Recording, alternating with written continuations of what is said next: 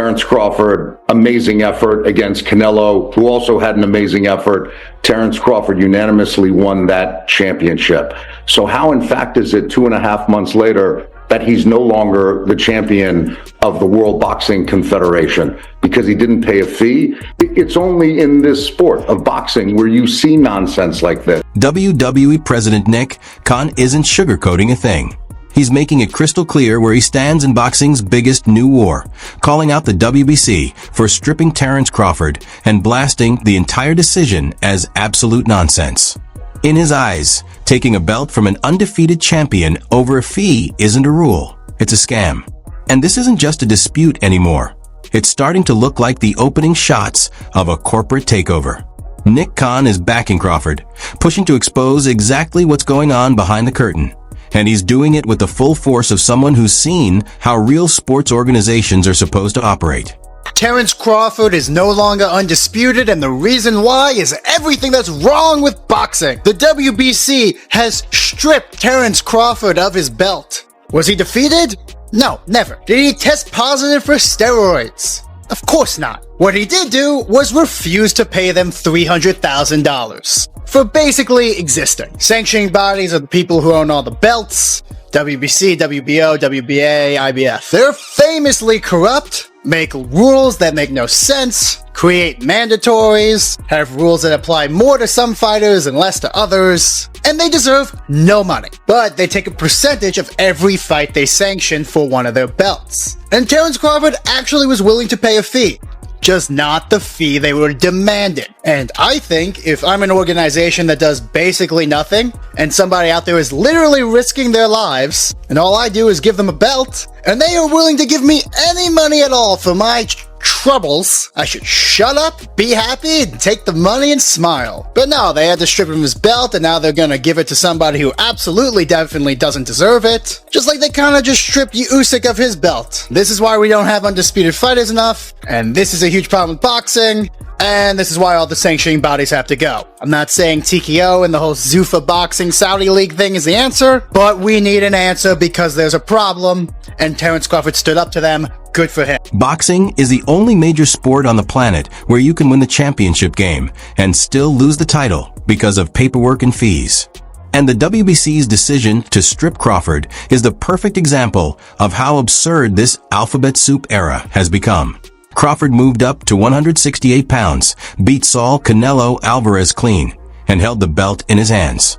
That's reality. That's history. But to Mauricio, Sulaiman, and the WBC board, none of that mattered as much as a payment deadline. By taking the title from a man who proved he's the best, they've turned their own belt into something closer to a participation trophy. Something you keep only if you're willing to pay the toll.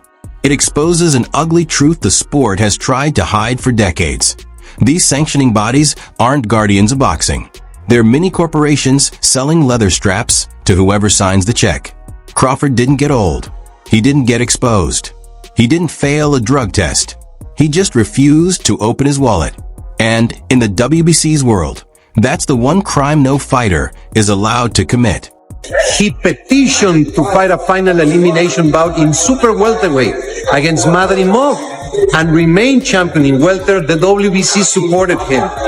He did not comply with the rules. Then he moves up to super middle and makes the fight of the century, beats Canelo, makes $50 million or around that. The WBC absolutely is not going to charge 3% of such an amount. We made a very clear 0.6%, which is $300,000, with $225,000 going to the Jose Sulaiman Boxers Fund, which is to help former fighters in need. And it is just regrettable. Not even a thank you or I'm sorry, taking a different route. No response. I wish him the best. But this is not. The WBC is huge. It's great. It's about greatness. And I'm relieved, to tell you the truth. Good for him. This is where the numbers get both wild and downright disrespectful. Sanctioning bodies usually take around 3% of a fighter's purse. And when you're talking about a monster event like Crawford versus Canelo, where Crawford reportedly pocketed $50 million. That fee would have been massive. Millions, just for the privilege of having the WBC logo on the broadcast. According to Sulaiman, the WBC tried to play nice. At their convention in Thailand, he claimed they capped Crawford's fee at a friendly $300,000, dropping the cut to just 0.66%. They thought they were doing him a favor. They sent invoice after invoice, waiting for a response, a conversation. Hell, even a simple acknowledgement. Instead, Crawford went radio silent. No reply. No negotiation. No payment. Nothing. And he didn't just ignore them once. He did it again for the Madamov fight. To the WBC, it was pure disrespect. To everyone else, it looked like Crawford had finally decided to call their bluff. Oh, I see Mauricio, got a lot to say about me not paying him $300,000 plus another $100K something for sanction fees, right? Then he gonna tell me I ain't even apologize? Like, who the fuck you think I am? Boy, you better slap your fucking self. When the news broke that he'd been stripped, Crawford didn't put out some polite, PR-approved statement. He jumped on Instagram Live and unleashed a scorched earth rant that people will be quoting for years. From the driver's seat of his car, he dismantled the myth of the prestigious green belt piece by piece, laughing at the idea that he owed Mauricio Sulaiman anything, let alone an apology. His words were brutal, telling the WBC president to go slap himself for thinking he was entitled to a single dime. Fuck you talking about paying you $300,000? What makes you so motherfucking better than any other sanction bodies? Huh? Answer that question. What makes you better than the WBO, the IBF, or the WBA? Everybody accepted what I was giving them. But you, the WBC, think that you better than everybody, don't you? So since you, the WBC, and you got the fucking green belt, which don't mean fucking shit. Fucking real belt is the ring belt, which is free, motherfucker. Who you talking about? You want me to pay you more than the other sanction bodies because you feel like you better than them. How in the world all the sanction bodies agreed to the same amount, but you sit your motherfucking ass up there and say that I need to apologize to you? The fuck? You can take the fucking belt. It's a trophy anyway. But Crawford didn't stop at calling out the money. He went straight for the heart of the corruption. In a raw, unfiltered moment, he laid out exactly where he believes those sanctioning fees actually go. According to him, the executives aren't using that cash to grow the sport. They're using it to bankroll private jets, luxury hotel suites, five-star dinners, and a rockstar lifestyle built on the backs of fighters who are the ones taking punches and risking permanent damage.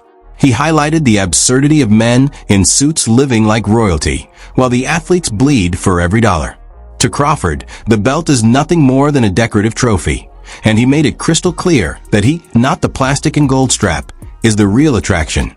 Where Terence Crawford was stripped of his titles because he didn't pay a fee back to the World Boxing Confederation or whatever it is for $300,000. So they stripped his title because he didn't pay them that amount of cash afterwards. And so he's not the champion because he didn't pay them. They stripped him, whatever the case. It seems like really odd timing that this news gets released right now when tomorrow, I believe, there is a conversation happening in Congress about a little bit of an evolution of this or a revival of this particular act.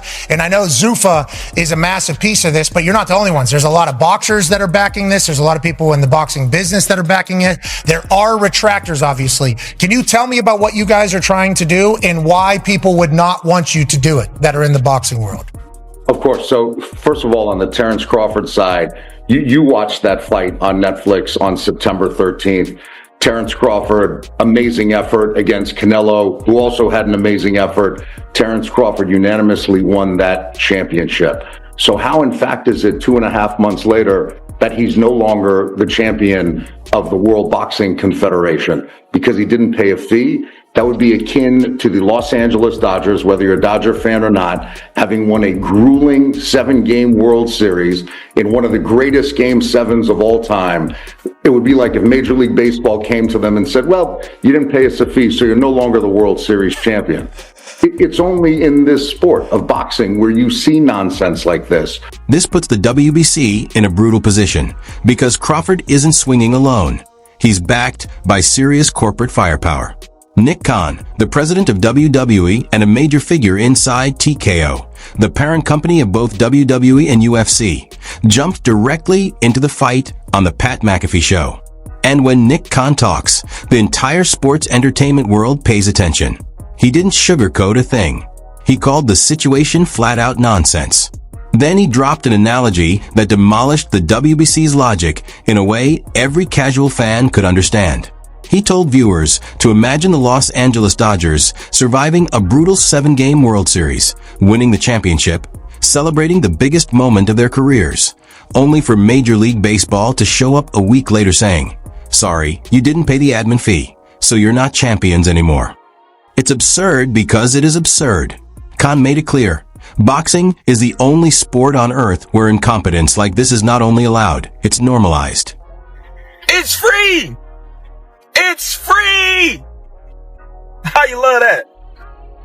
$180,000 free. How much your belt cost? I wonder how much your belt cost.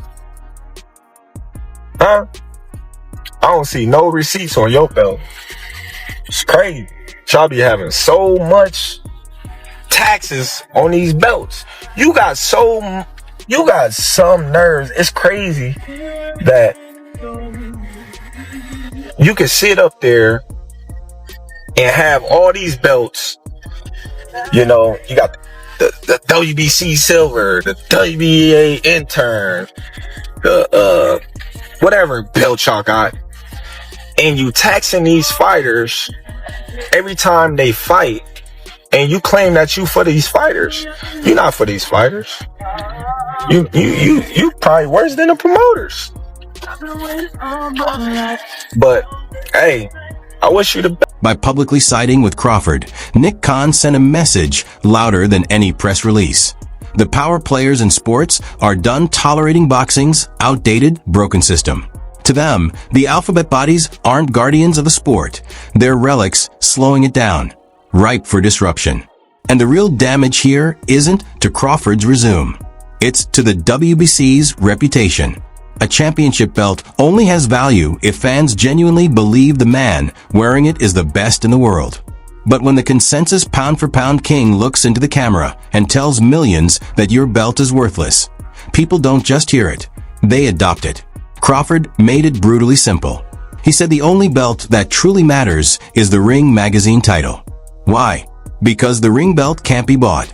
There are no sanctioning fees, no invoices, no percentages. You don't pay for it, you earn it. So I do think the organizations, the sanctioning bodies have to be a sort of necessary evil, but deals have to come to the table when you're talking about this kind of money, because like Crawford said, he's the one risking his life, he's the one taking the punches. The Ring magazine title is free. It's the one you don't have to pay for, but it also has no power. There's no fights that are ever enforced by the Ring title. You know, you can't, the Ring, that was always my problem with the Ring title when even in the days when HBO used to push it and stop mentioning sanctioning bodies by name and all, there was a push in the boxing media. That's why if you notice that era of fighters, in the Mayweather era, there wasn't a lot of undisputed champions. It was because the fad of the day, because that's what boxing is, just the latest fad. That's what they go by. Today it's just cool. Tomorrow something else is cool. Back then it was uncool to go for the sanctioning body, so you didn't see a lot of undisputed champions at that time. Now the sanctioning bodies have become cool again, so you see more fighters unifying and looking to create undisputed titles. At that time, I remember HBO, ESPN, even with Friday Night Fights, they wouldn't mention the sanctioning bodies by name. They would just go by the Ring magazine title. And my problem was the Ring magazine title had no power. You know, it was cool to have, but you could never enforce a 1 and 2 first fight. There was no way to enforce it. And what's worse is they wouldn't strip they'd never strip if the main guy at the top never fought the number one or number two guys, you know. So or if you wanted to take a year off and not defend the title at all, they just wouldn't strip them. So I think the ring title also is problematic, even if it's free, you know. So like I said, I think there's got to be a middle ground where, you know, people have to know how to meet in the middle, and sometimes egos get in the way, and sometimes greed gets in the way. By drawing a hard line between the belt you pay for and the belt you earn, Crawford isn't just criticizing the WBC. He's dismantling their entire value proposition. He openly questioned what makes the WBC any different from the IBF, WBA, or WBO. Every other sanctioning body accepted what he was willing to pay, yet the WBC behaved like they were some elite institution above the rest. And that's where the danger lies for Mauricio Sulaiman.